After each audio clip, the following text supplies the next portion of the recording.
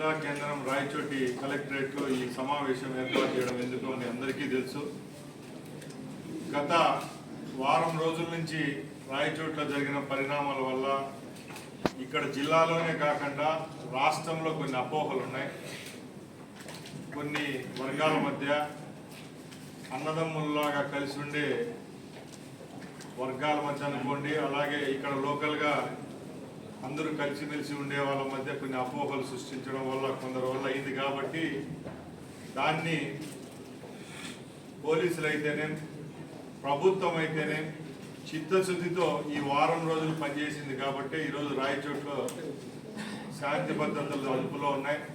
అలాగే ప్రజలు కూడా ఎక్కడ సమస్య లేకుండా వ్యాపారాలు చేసుకుంటూ వాళ్ళ జీవనం సాగిస్తూ ఉన్నారు.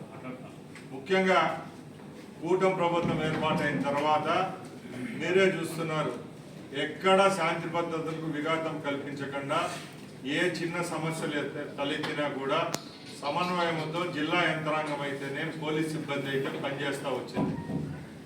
మొన్న జరిగిన ఇన్సిడెంట్లో ఏ వర్గాలు ఏ కులాలకు సంబంధించిన పాత్ర అంటే నేను చెప్పేది ఏంటంటే ముఖ్యంగా ఎవరో ఇది చేయాలని చేసింది కాదు. దీంట్లో కొందరు అల్లరి మూకల వల్ల ఆ రోజు జరిగిన సంఘటన అయితే బాధాకరం. దాన్ని ఇక్కడున్న పోలీస్ యంత్రాంగం ఎస్పీ గారి నేతృత్వంలో ఎదుర్కోవడం జరిగింది. పొద్దున్నేకే ఆ రోజు సాయంత్రం ఇన్సిడెంట్ జరిగితే మరుసటి రోజు పొద్దున్నేకే టోటల్గా లా అండ్ ఆర్డర్ కంట్రోల్లోకి రావడము, వ్యాపారస్తులు వ్యాపారం చేసుకోవడం, రాయచోట్లో చుట్టుపక్కల ఉన్న పల్లెల్లో కానీ రాయచోటి పట్టణంలో కానీ ఎక్కడ శాంతి భద్రతకు విఘాతం కల్పించకుండా ఎవరి పనులు వాళ్ళు చేసుకోవడం జరుగుతూ వస్తూ ఉంది. ముఖ్యంగా మన నియోజకవర్గ ప్రజలకు రాయచోటి పట్టణంలో నివసించే హిందూ ముస్లిం సోదరులను నేను చేతులు జోడించి ఒకటే అడుగుతున్నా. గత 40 సంవత్సరాల నుంచి రాయచోటి పట్టణము ఎదిగే కొద్దీ ఇక్కడ శాంతి భద్రతలు కానీ ఇంకో విషయంలో కానీ ఎప్పుడు నేనైతేనే మా కుటుంబ సభ్యులైతేనే ఎప్పుడు ఆలోచించబడలేదు. ఎప్పుడు రాయచోట్లో ఉన్న ప్రాంత ప్రజల కోసం పనిచేసినాం. ఈరోజు నేను శాసనసభ్యునిగా మంత్రిగా ఉన్నప్పుడు కూడా నిన్న జరిగిన సంఘటనలో నేను ఎస్పీ గారితోనైతేనే కలెక్టర్ గారితోనైతేనే రాష్ట్రంలో ఉన్న పోలీస్ అధికారులతో అలాగే సీఎంఓతో మాట్లాడడం జరుగుతూనే వచ్చింది. ఈ వారం రోజుల్లో కూడా నేను పోలీస్ వారిని కూడా కోరటం ఒకటే జరిగింది. ఎవరైతే ఈ సంఘటనలో బాధ్యులు ఉంటారో ఈ సంఘటనలో కారకులు ఉంటారో వాళ్ళను మాత్రమే చర్యలు తీసుకోండి తప్పక ఎవరు సంబంధం లేకుండా అనామకులపై కేసులు కానీ వాళ్ళని హింసించడం కానీ అలాంటివి ఎక్కడా జరగలేదు. ఈరోజు ఎవరో కొందరు స్వార్థం కోసం పని కట్టుకొని సోషల్ మీడియా గ్రూపుల్లో చేసిన దుష్ప్రచారాలే తప్పక రాయచోటి ప్రజలు ఐక్యతగా ఉన్నారు, సమన్వయంతో ఉన్నారు, అందరూ కలిసిమెలిసి ఉన్నారు. ఈరోజు ఏ వర్గం అయితే ఈరోజు పండుగ పర్వదినాలు జరుపుకుంటా ఉందో ఉపవాసాలు జరుపుకుంటారో వాళ్ళల్లో కూడా 99.99% జనాలు కూడా ఇక్కడ జరిగింది ఎవరో కొందరు వల్లే తప్పక అందరూ దీనికి బాధ్యత కాదని వాళ్ళ నోటి విండే వినబడతా ఉందంటే ఒకసారి మీరు అందరూ అర్థం చేసుకోవాలా. నేను ఒకటే కోరుకుంటున్నా, రాయచోట్లో 2 వర్గాల మధ్య ఉన్న ప్రేమ అభిమానాలు ఎక్కడికి పోవు, కలిసిమెలిసే ఉంటాం.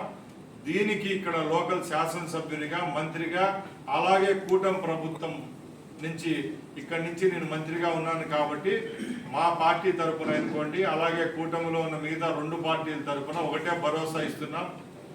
ఎక్కడ ఏ విధమైన సమస్య లేకుండా రాయచోటిని ముందుకు తీసుకొని పోయేదానికి నా వంతు కృషి చేస్తాను.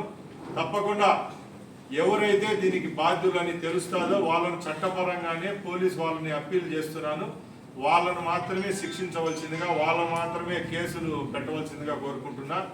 అలాగే చాలా మంది సోదరులు గత 2-3 రోజుల నుంచి అడగడం జరిగింది. 144 సెక్షన్లో ఇప్పుడు రాయచోటి ఉంది కాబట్టి పండగ వాతావరణం కొంచెం ఏమన్నా విఘాతం కలుగుతుందేమో అని అడిగారు. నేను కలెక్టర్ గారిని ఎస్పీ గారిని కూడా నేను ఒక శాసనసభ్యుడిగా అప్పీల్ చేస్తున్నా.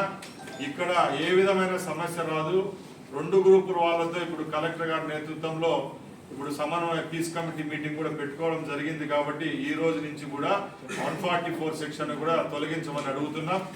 అలాగే రాబోయే కాలంలో కూడా రాయచోటి పట్టణంలో ఎక్కడ ఇలాంటి సంఘటన పునరావృతం కాకుండా రంజాన్ మాసం తర్వాత, రంజాన్ పండుగ తర్వాతే ఒక పీస్ కమిటీ ఏర్పాటు చేసి ఎక్కడైతే ఈ సమస్యలు పునరావృతం అవుతున్నాయో ఆ ప్రదేశాల్లో రాబోయే కాలంలో చిత్తశుద్ధితో ప్రభుత్వము అక్కడున్న ఎవరైతే వర్గాల వాళ్ళతో సమన్వయం చేసుకొని అక్కడ ఏమైనా ఆంక్షలు ఉన్నా కూడా సమన్వయంతోనే వాళ్ళ ఇద్దరిని కూర్చొనిబెట్టి మాట్లాడి తగిన చర్యలు తీసుకొని ఇలాంటి సంఘటనలు పునరావృతం కాకుండా ముందుకు తీసుకొని పోయేదానికి చర్యలు తీసుకుంటామని తెలియజేసుకుంటూ సెలవు తీసుకుంటున్నా.